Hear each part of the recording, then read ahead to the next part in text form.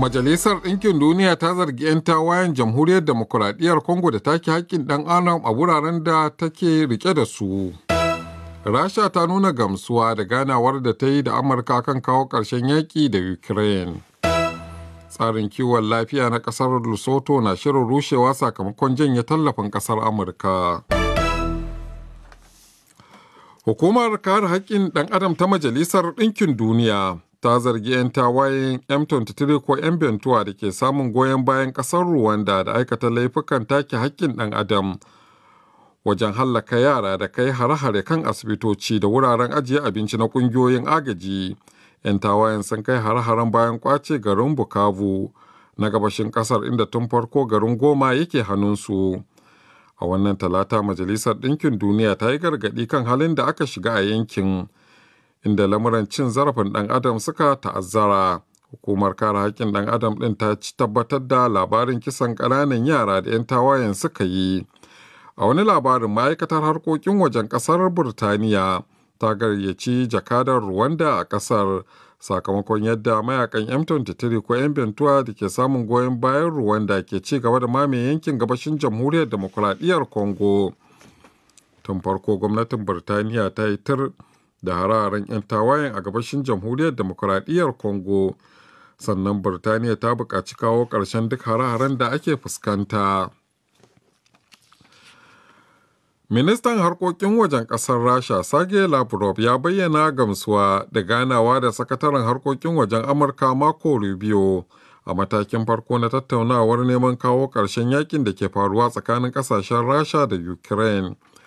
Lokacin tattaunawar tsakanin ƙasashen na Amurka da Rasha, an kuma tattauna batutuwan tattalin arziki da cinikayya tsakanin ƙasashen biyu. Bisa manufa, ƙasashen Amurka da Rasha sun amince da sake daidaita hulɗar diflomasiyya tsakaninsu.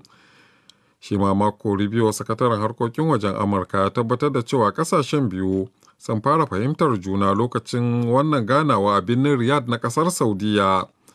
An yi wannan ganawar bayan wayar tarho tsakanin shugaba Donald Trump na Amurka da takwaransa Vladimir Putin na Rasha.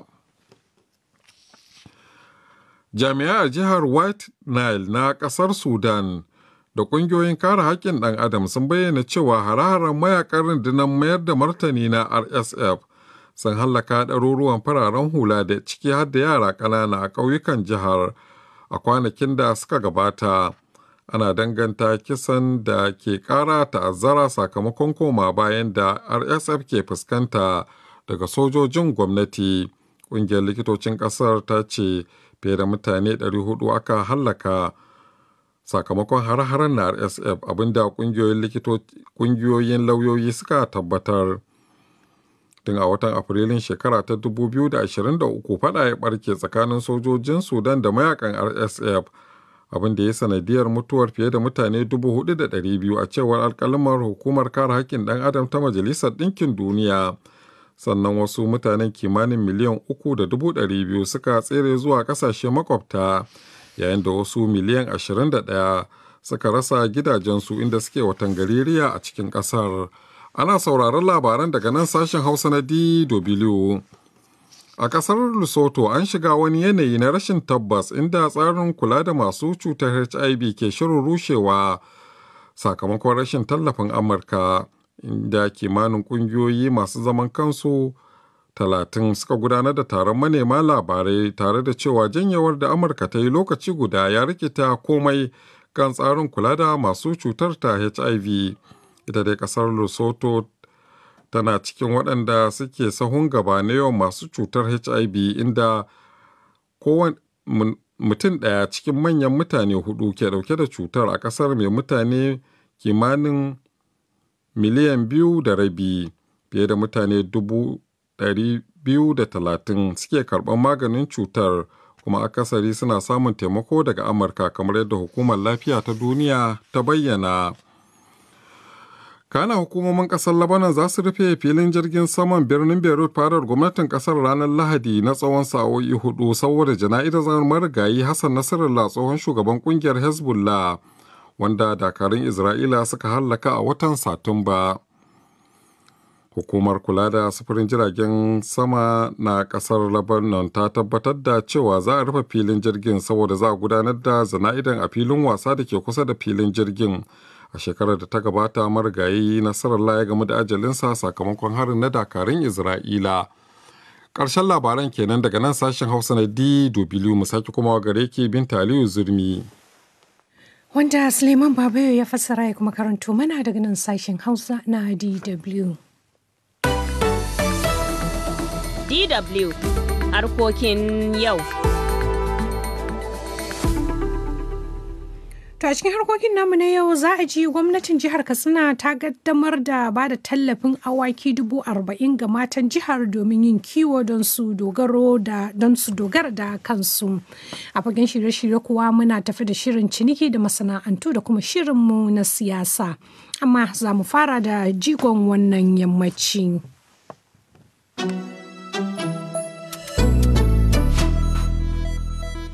Manyan jami'an diplomasiyyar kasashen Amurka da na Rasha sun fara zaman tattaunawa a birnin Riyadh na kasar Saudiya a yau Talata a ƙoƙarinsu na warware tsamin dangantakar da ke tsakaninsu tare da lalubo hanyoyin kawo ƙarshen yakin Ukraine da Rasha, matakin da ke fuskantar adawa daga ƙasar Ukraine da ma ƙasashen Turai. Wakilinmu da ke yankin gabas ta tsakiya Mahmud Yaya Azare na ɗauke da ƙarin bayani.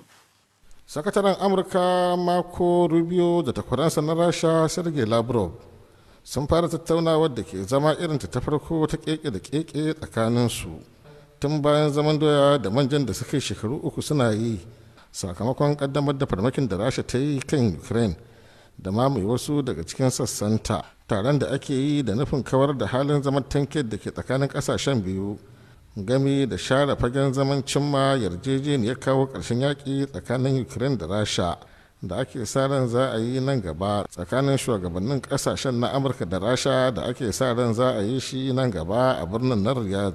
Ba a dai gayyaci ita kanta ƙasar ta Ukraine da ake takun saƙa tsakanin ƙasashen biyun kanta ba. Hakanan su ma ƙasashen Turai da suka fi cutuwa da yaƙin na Ukraine da Rasha ba a ba su goron gayyatan halartar taron na birnin Riyadh ɗin ba. Ko da yake kamar yadda sakataren Amurka Rubio ke cewa ƙasarsa na matuƙar taka tsantsan ne kan matakan warware wannan rikicin da ke da matuƙar sarƙaƙiya. This is not going to be an easy endeavor. Ya ce wannan ba ƙaramin aiki ba ne, ka iya kawo ƙarshen yakin shekaru 3 cikin zaman 'yan kwanaki abu ne da ke da matuƙar wuya a daidai lokacin da kowane ɓangare ke ci gaba da jajircewa da tsayawa kan bakarsa. Wannan tare ne na ƙoƙarin lalubo hanyoyin warware matsala ba na sake dagula ta ba. Mun kuma yi amanar cewa duk da ba a gayyaci ƙasar Ukraine a wannan zaman taron da ake ba, manufofin da muke ƙoƙarin cimma a zaman zai yi matuƙar daɗaɗa mata domin zai kawo ƙarshen balahirar yakin da ta tsinci kanta cikinsa. But this war has to end. Tuni dai shugaban Ukraine Volodymyr Zelensky, wanda a yanzu haka yake ziyara a makwabciyar ƙasar ta Saudiya, ƙasar haɗaɗɗe daular Larabawa, ya fito ƙarara ya caccaki matakan tattaunawa da jami'an na Amurka da Rasha ke yi kan ƙasarsa, yana mai shan alwashin yin tutsu da fatali da duk wata yarjejeniyar da bata dace da muradun ƙasarsa ba. The order of meetings. Ya ce akwai tsari wanda shi ya kamata a bi dangane da irin wannan tattaunawar, bai dace a ce za a bakinmu a ci mana albasa da shi ba. Da kamata ya yi kafin Amurka ta zauna ta ma tattaunawa da ƙasar Rasha ta fara tuntuɓar ƙasashen Turai, ta tattauna ta kuma dandale da su, kana mu ma ta tuntuɓe mu. Duk wani zama ko tattaunawan da ba a yi shi tare da mu ba soki burutsu ne. Be ready to this meeting. To sai dai a nasa bangaren ministan harkokin wajen Rasha Sergei Lavrov ya ce idan har ta kasashen turai ne to har abada ba za a shirya irin wannan taron ba. Ya ce ban ga amfanin gayyatar su zuwa wannan taron na Riyadh ba saboda dagewar da suke yi wajen lalata duk wani yunkurin sasantawa.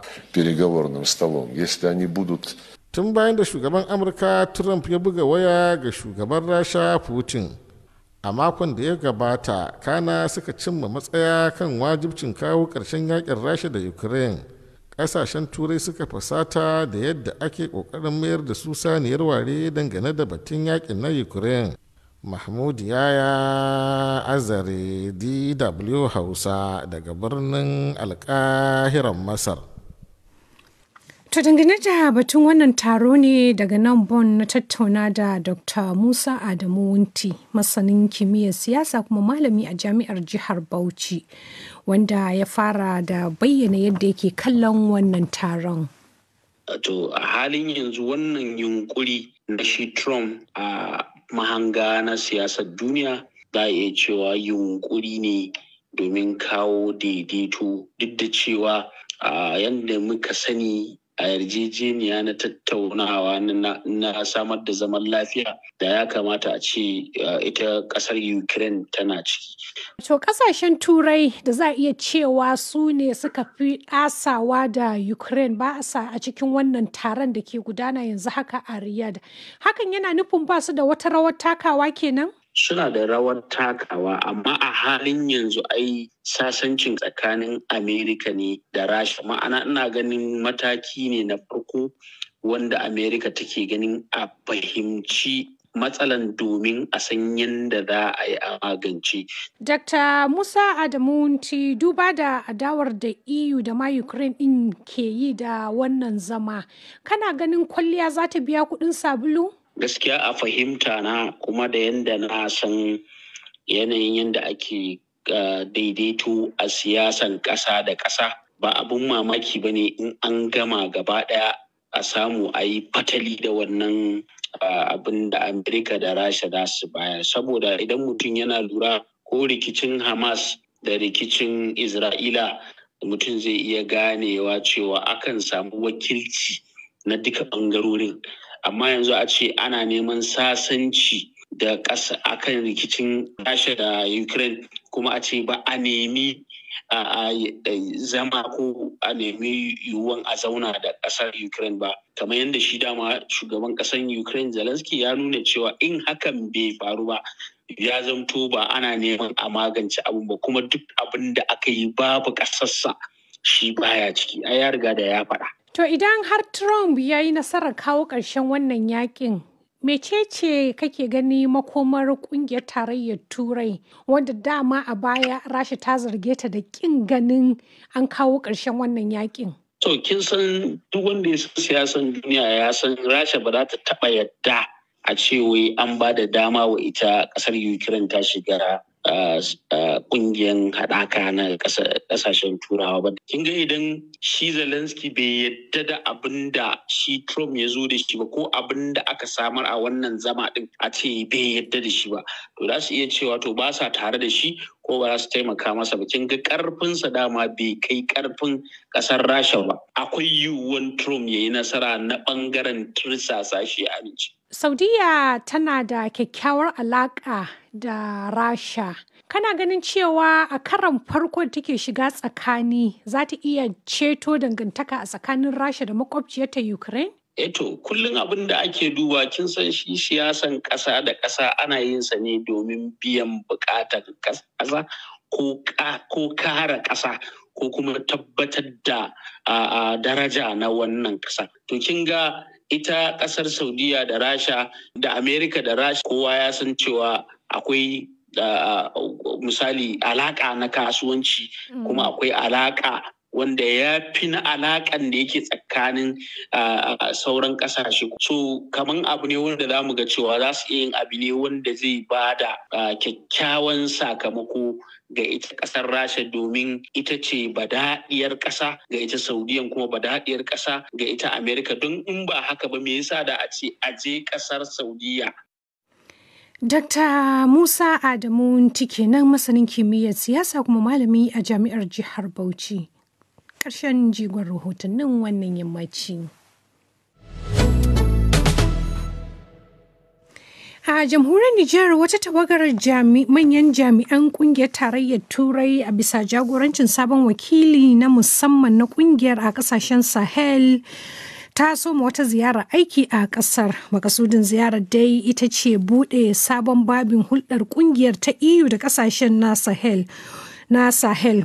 hulɗar da ta raunana biyo bayan juyin mulkin da sojoji suka gudanar a wasu ƙasashen yankin da suka hada da Nijar da Mali da kuma Burkina Faso. Sai dai a yayin da wasu 'yan Nijar ɗin ke nuna gamsuwarsu da wannan mataki na ƙungiyar EU na kyautata hulɗar ta da Nijar, wasu 'yan ƙasar na cewa akwai buƙatar mahukunta su yi taka tsantsan a sabuwar tafiyar. Wakilinmu da ke mai Gazali Abdu Tasawa na da ci gaban labarin. Tawagar kungiyar ta tarayyar Turai da ta iso a birnin Yamai ta fara ne da ganawa da Firaministan ƙasar ta Nijar Muhammad Ali Lamine Zain a fadarsa, inda ta tattauna da shi kan irin muhimman abubuwan da ya kamata a bangarorin guda biyu na kungiyar tarayyar Turai da kuma gwamnatin mulkin sojan na Nijar su fara da mayar da hankali a kansu a sabuwar hulɗar da suke son kullawa tsakanin su bayan zaman doya da manja na tsawon watanni a sakamakon juyin mulki. Kuma a ƙarshen ganawar tasu Mr. Sao Cravinho, wakilin musamman na kungiyar ta tarayyar Turai a Sahel, ya yi ƙarin bayani kan shirin nasu yana mai cewa ya ce kyakkyawar hulɗar da aka ɗora mani nauyin samarwa tsakanin Nijar da tarayyar Turai hulɗa ce da take buƙatar a gina ta kan fahimtar juna, kuma wannan na buƙatar sauraron juna domin muna da babban buri ga ƙasar Nijar a nan gaba. Don haka akwai buƙatar mu zauna tare mu tantance abubuwan ke da muhimmanci ga kowanne daga cikin ɓangarorin guda biyu. Lalle abu ne da ke da buƙatar haƙuri da lokaci da kuma juriya, amma duk da haka a shirye muke mai wannan hulɗa domin da mu ƙungiyar tarayyar Turai da kuma hukumin ƙasar ta Nijar kowanne na son ganin an yi wannan hulɗa, don haka komai zai tafi daidai. Shekaru da dama dai a baya kungiyar tarayyar Turai na taimakawa Nijar a fannoni daban-daban na inganta rayuwar al'umma da kuma ayyukan raya ƙasa. Haka kuma Malam Sule Umaru na kungiyar FCR na ganin alheri ne ci gaba da wannan hulɗa da kuma kyautata ta yadda za ta yi daidai da sabuwar tafiyar Nijar ta yau. Wannan kokari da suka yi na kyautata wannan hulɗa lalle abu ne da ya kamata yau a jinjina musu. Muna ganin cewa da a ci gaba da tahiya da juna, sai dai tunda mu din wato muna ga fahimta abubuwa da dama, to ya kamata mu zagi dantse na hawan kujerar naki ko da lokaci wani abu ya zo wanda bai yarda da shi ba, da kuma neman amfanin mu da incin kanmu da kuma neman alheri cikin wannan tahiya. Mun yi kokarin ganin cewa da mu ma mun samu namu kaso. To sai dai wasu 'yan Nijar ɗin na ganin akwai buƙatar hukumomin Nijar su yi taka tsantsan a cikin sabuwar hulɗar tasu da ƙungiyar ta tarayyar Turai, wacce waɗansu ke ganin cimma muradanta ne kawai ke a gabanta. Malam Suli Abdullahi, wani ɗan fafutuka a Nijar, na daga cikin masu irin wannan ra'ayi. Babu wata sabon husaha da za su zawa da ita, duk irin za su fuskantar mu, kowane sau za su ɗauka akwai lauje cikin naɗi. Ba yawa su hudda kansu daga cikin wannan aƙida ta su ta danniya, wannan aƙida ta su ta waso san arzikin mu. Ba yawa a sai mu ne ya kamata mu zamanto idanu buɗe. Yanzu a ta ku fahimta me yasa wai suka dawo suke so a sake tahiya? Saboda ba si sai da mu abin da ke gare mu na arzikin ƙasa wanda Allah ya bamu, wanda su suke amfani da su cikin tahiya da na'urorin su. In harka jirgi ne, in harka kwamfuta ne, muke da su. Shi yasa ba ta yiwa ne su bar mu, inda ba mu da wani amfani wallahi Allah tun yau suka watsi da mu. A watan Nuwamban shekara ta 2024 ne dai kungiyar tarayyar Turai ta nada Mr. Sao Cravinho a matsayin sabon wakilin na musamman a yankin na Sahel, da nufin tabbatar da tsaro da zaman lafiya da samar da ci gaba mai daurewa a wannan yanki da kunshi kasashen Chad da Mauritania da kuma musamman Nijar, Mali da Burkina Faso, waɗanda hulɗar su da kungiyar ta tarayyar Turai ta raunana a sakamakon juyin mulkin da sojoji suka yi a kasashen. Gazali Abdu Tasawa, DW Hausa, daga Yamai a jamhuriyar Nijar. To daga jamhuriyar Nijar yanzu kuma za mu je tarayyar Najeriya, inda wani abu da ke ƙara janyo damuwa a hada-hadar kuɗi a bankunan ƙasar. A yanzu haka ana ƙara samun ƙaruwar kai hari ta yanar gizo ga bankunan da ke Najeriya, wanda a mako ɗaya kacal an kai hari ga bankunan kusan sau 5,000. Wakilinmu da ke Abuja, Ubala Musa, na ɗauke da ƙarin bayani. A cikin mako ɗaya tallai sau ɗaya har 4,700 ne akan kai hari ta yana ta gizo a bankuna a tarayyar Najeriya, a wani abin da ke nuna alamun karkatar ta ayyukan barayi na kafar ta zamani da akan wakilan 'yan yahu da kasashe na waje zuwa cikin gidan kasar a halin yanzu. Wani rahoto ya ce daga watan Agustan bala zuwa Janairu na bana, Najeriya ta tashi da ƙasa ta 14 mafi yawa na hari a nahiyar Afirka zuwa ta 11 tsakanin kasashen 54. kuma ƙaruwar ƙwarewa a cikin ƙirƙirar fasahar AI a ɓangaren 'yan yahoo ne dai ke saka bankunan fuskantar sabon barazanar asarar miliyoyin daloli. Ko a cikin makonni uku sai gabata dai wani banki na ƙasar Money Point ya yi asarar sama da naira miliyan 1,000 sakamakon ayyukan masu damfarar ta yana ta gizo. Kuma ko bayan nan dai a wata sata cikin wani banki guda ɗaya. Rahoton ya ce an kwashe dalar Amurka miliyan 3 daga asusun ajiya na mutane kusan 100,000. Dr. Siraji Yakubu dai ƙwararre ne a cikin laifukan kuɗi a tarayyar Najeriya. Kuma ya ce ɓarayin na